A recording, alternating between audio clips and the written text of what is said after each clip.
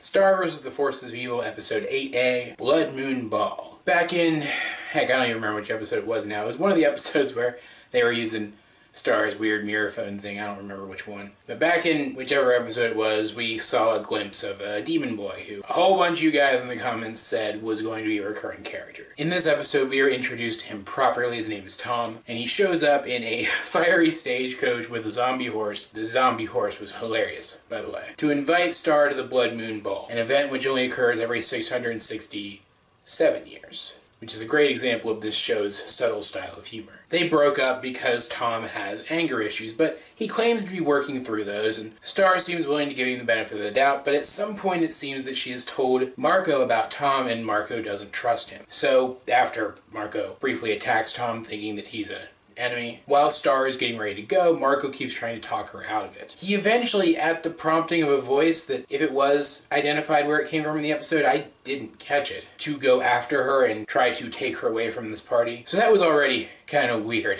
He gets there, and he and Star actually have a moment. He's wearing a mask. He's wearing a Day of the Dead mask. And he and Star briefly dance. He initiates a dance with her to lead her away from the party. And they briefly have a moment, but then she realizes who it is and makes the logical leap as to why he came, and she becomes upset with him. But Tom becomes more so upset with him. Goes off on Marco. Star blasts him with magic, basically offhandedly, as if it's not even a thing. And they leave, and they have a talk about how Star is old enough to make her own mistakes and that Marco should let her. That she's glad that he cares, but he should be willing to let her make the mistakes if she's willing to make them. And they have a friend moment, whereas previously they had a romantic tension moment. And I know people ship the two characters. Of course they do. They're the main characters of the show, and they're adorable together. But I mean, people really ship these characters. And I feel like this episode was the maiden voyage of that ship. Because you see during these scenes where Star is getting ready to go, Marco is very clearly attracted to her. It's not in the background or anything. It's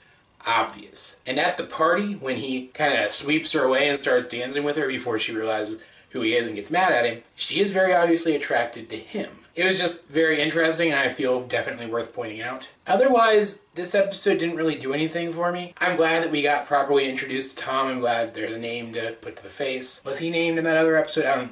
I don't remember. Which just goes to show that in that previous episode, that very brief appearance didn't really leave much of an impression, but this episode did. He's an interesting character. I would like to see where things go with his character, but I was pretty indifferent about the episode overall. It felt like this story wasn't resolved. It's very heavily implied during the scenes at the party between Tom and Star, that Tom went out of his way to make this party, this instance of the party, accessible to Star, and that he may have had some scheme, some ulterior motive for bringing her there, that he intended to try to trick her into making some sort of commitment to him, which is pretty skeevy. So I am, of course, interested to see where that goes. It's just, this felt like setup for that, and very little more. I also had a little bit of trouble with the moral of this one. I get that Star is like this super powerful magic person, but the average 14-year-old girl probably shouldn't be allowed to go to parties with weird people that she doesn't know. I mean, she knows Tom, but she doesn't know anybody else there. If you were to try to translate this into a real-world situation, this would be the exact